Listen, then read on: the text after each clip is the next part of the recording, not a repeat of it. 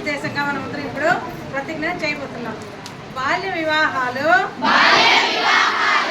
ఒక క్లిష్టమైన సమస్య.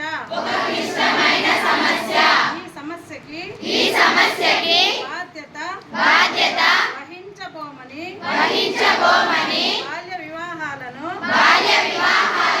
ప్రోత్సహించబోమని ఈరోజు మనమందరం తీర్మానం చేసుకుంటున్నాం. బాల్య వివాహాలు నిరోధించడానికి మనమందరం కృషి చేస్తామని ప్రతిజ్ఞ చేస్తున్నాం.